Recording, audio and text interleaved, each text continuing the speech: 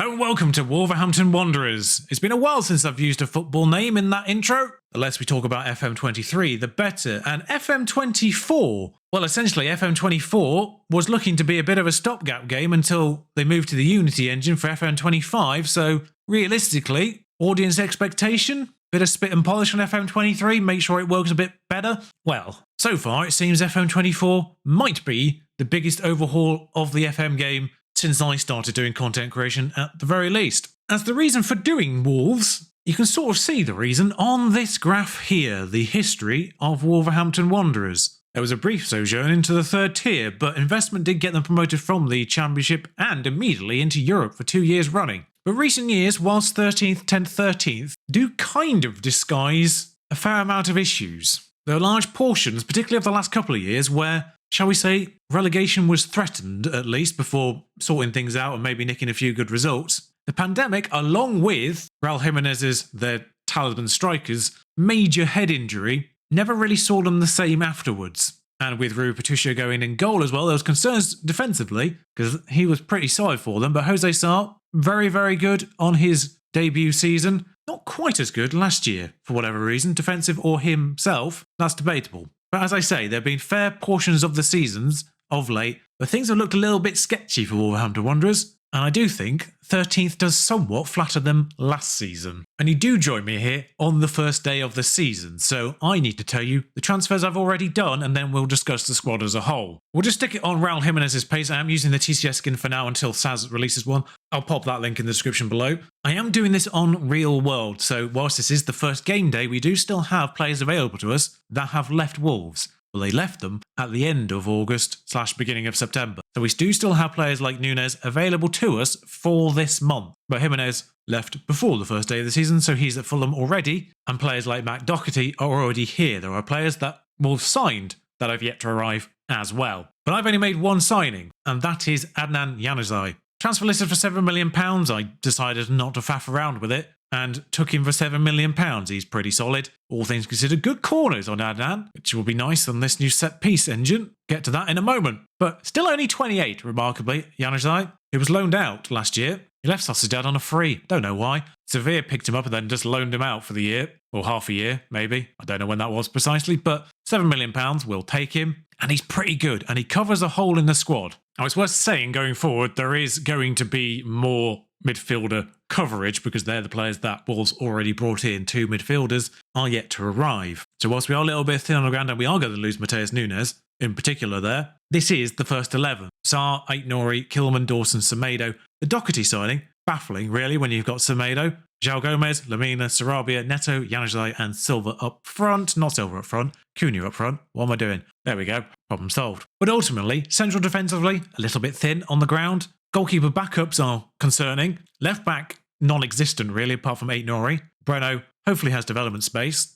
Not a lot. No bueno, really. There's certainly upgrades to be made in the DM position. This is the post-Neves era, of course, as well. Part of the reason why I decided to do this is because no Jimenez anymore, no Neves. It feels like a change in the guard for Wolves, but Sarabia plays attacking playmaker because he can. Januzaj and Pedro Neto on the wingers. Neto, I think, has been hard done by here. I'm not going to lie. He's only 23 and he does have another star's worth of development space, but I think he has been hard done by. He's a pretty good player. Somehow been there 5 years already. And Mateus Cunha up front. We have ported over a formation from last year, but I am going to make one change to it, and that's now no longer being fearful of the Mazzala role there, because the inside forward will move in. They will no longer get in each other's way. Also, I can make these ball-playing defenders. This was imported from a team that weren't quite as good there. But actually, I might just make that one ball-playing defender, thinking about it. And I'm also going to change that to a halfback role here as well. I simplify things a little bit for where this came from. I've only got one tactic loaded right now. We'll probably add more as things go along. Set pieces wise, we have set these up already. This is the plan really. Near post the majority of the time. And we arrive on the first day of the season playing Sheffield United away from home, with the season preview having us pretty solidly in 11th, all things considered. We're not too bad here.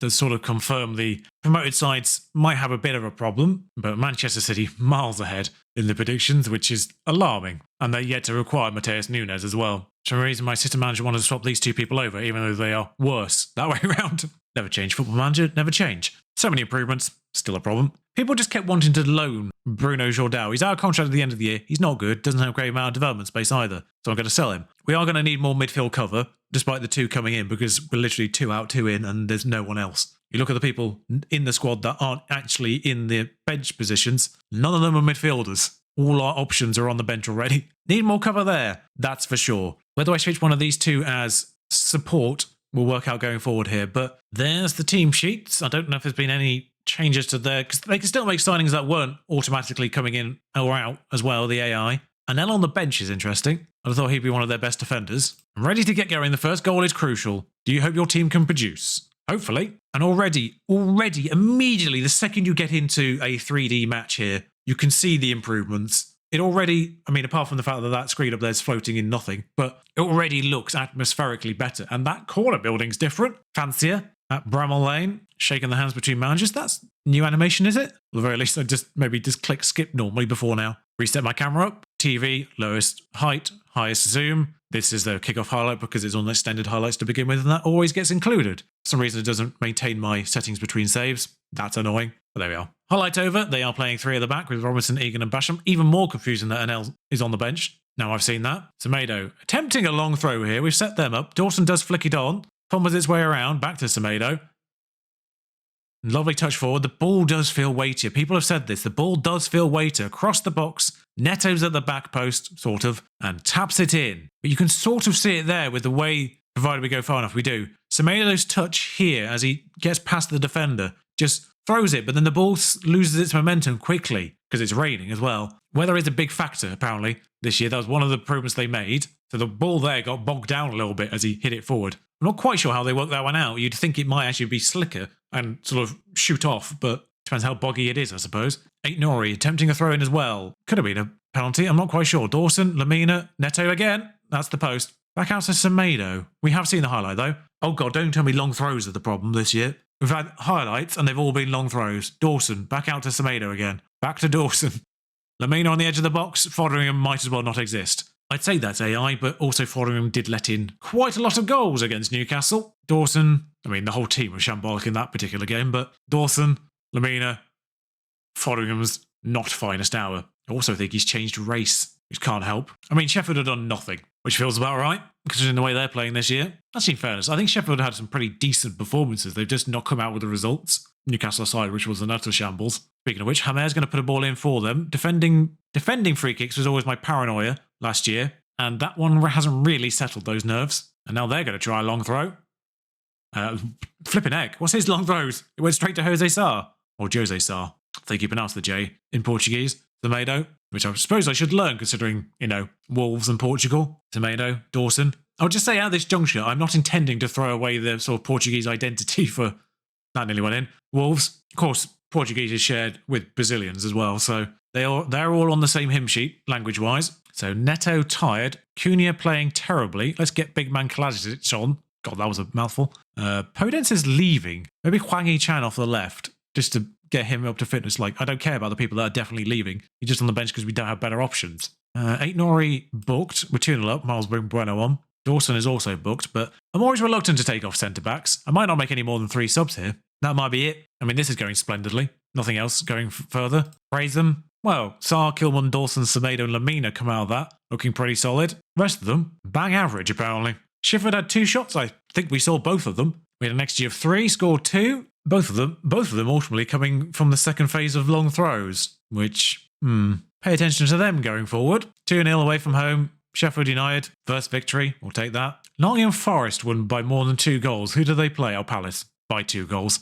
Alphabet is being put in there again. Arsenal also 2-0. Alphabet keeps them second. Liverpool scored 3. That's why they're top. Aston Villa beating Spurs away from home. Man City only 1-0 against Newcastle. Phil Foden scoring. Phil Foden was a menace in that Newcastle game, in reality. The only reason Man City deserved to win that game was Phil Foden. Whenever the press conference threatens to ask me about transfer policy, I do it, because I never want my assistant manager to promise to sell someone, which has been known to happen. But Spurs and Man United next. Glad we started with Sheffield. No offence, Sheffield, we did you as a previous save. In a weird way, it's poignant for the... Oh my God, I've just seen the actual schedule. I hadn't really fully looked at that, if I'm completely honest. I'm looking forward to Burnley. Spurs, Man United, Carabao Cup, Liverpool, Burnley, Chelsea, Newcastle. Really? Arsenal and Man City are next to each other in December as well. Why are they ganged up? I mean, as a run-in, Liverpool, Man United, Chelsea. right? Admittedly, sandwiched in between Bournemouth, Forest and Burnley, but 3 in a row, we better be safe before Liverpool game. We'll probably be safe, he says, but we better have achieved whatever we needed to achieve by then, because Burnley's our last chance to get good, serious points probably by that point. I mean, Man United and Chelsea, let's be honest, they're a shambles in real life, but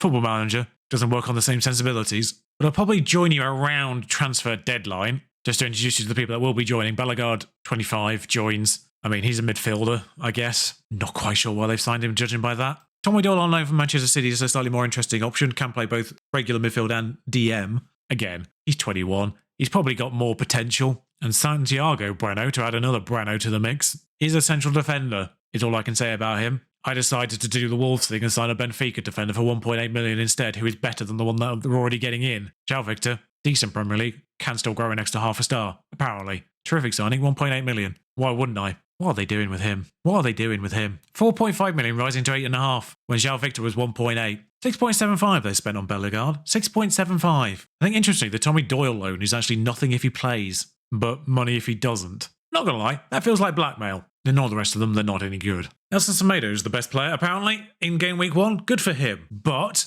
that is it for this first introductory episode. The squad has issues, but 2-0 away from home at Sheffield United is a good start. But we do have to factor in the opposition. We won't be counting our chickens just yet, that's for sure. But join me again tomorrow as we continue with another one. I will just say again here at this point towards the end of the video, there'll be 5 videos this week of Football Manager. Next week will be 4, week after will be 4, week after that will be 4. I intend to get through a season per week, so just an extra bonus video this first season, but it'll go to 4 videos per season from there on in. And we'll just sort of go until we get to a sensible finishing position here in the beta save. Once the beta save is done with Wolves, content will change probably, more involved, but less frequent videos. So things like experiments, things like rebuilds are probably going to be the aim of the day. There will, of course, be a Twitch save, but my main Twitch save requires a custom database, so I can't get that started until that comes in. For the time being, I have ported over my FM23 save, which is a thing, so you can join me on Twitch for that, the link in the description below. And as for this, if you've enjoyed this episode, do like, comment, subscribe, you know the deal. Until next time, thank you for watching. Ciao.